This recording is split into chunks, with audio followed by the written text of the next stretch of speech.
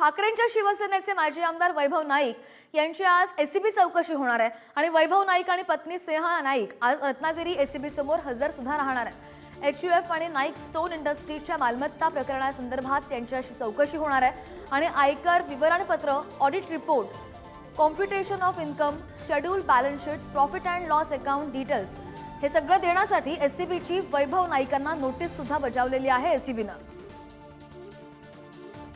खरं तर गेले 2-3 वर्ष चौकशी सुरू आहे आणि या चौकशी दरम्यान आम्ही वेगवेगळी माहिती दिलेली आहे।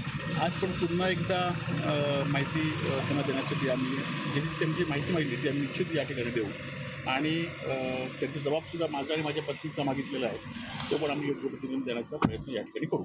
तर आता 20 वर्षापूर्वी वेगवेगळ्या माहिती, वेगवेगळ्या विभागाची माहिती घेण्याचा प्रयत्न ते करत आहेत। आम्ही देतो आहे 20 वर्षापूर्वीची जी कागदपत्र आमच्याकडे उपलब्ध होती ती पण देतो आहे, परंतु पुन्हा पुन्हा दबाव आणण्याचा प्रयत्न करतायत की त्यांच्यावर दबाव आहे हे आता येणारा काळ ठरवेल, परंतु आम्ही दबावाला कुठल्याही बळी पडणार नाही।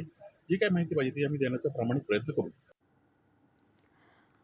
आणि या संदर्भात अधिकची माहिती घेऊन आमचे प्रतिनिधी उमेश आपल्या सोबत आहेत। उमेश, आपण पाहतोय बऱ्याच दिवसांपासून हा मुद्दा चर्चेत आहे आणि आज वैभव नाईक यांची एसीबी चौकशी होणार आहे। काय नेमकं प्रकरण त्यांच्या पत्नीला सुद्धा उपस्थित राहायला सांगितलंय?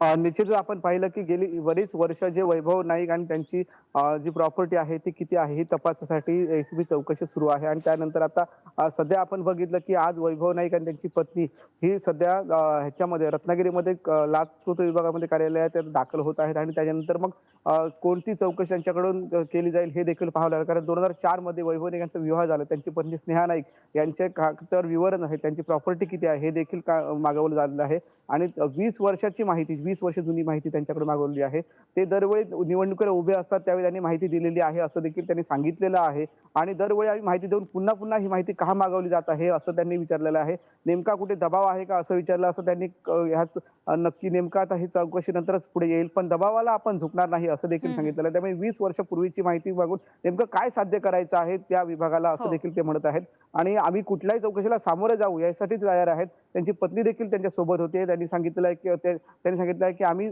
चौकशी जी काय चौकशी होईल त्याला सामोरे जायला तयार आहोत। त्यामुळे कुठे ना कुठेतरी कुठे दबाव तंत्र त्यांच्यावर येतंय का असं ते प्रश्न एक पडला आहे, कारण जे वेळेवर त्यांच्या घराची देखील चौकशी झाली होती, मोजमापे देखील घेण्यात आली होती 2 वर्षापूर्वी, पण अजून देखील ही चौकशी चालू आहे।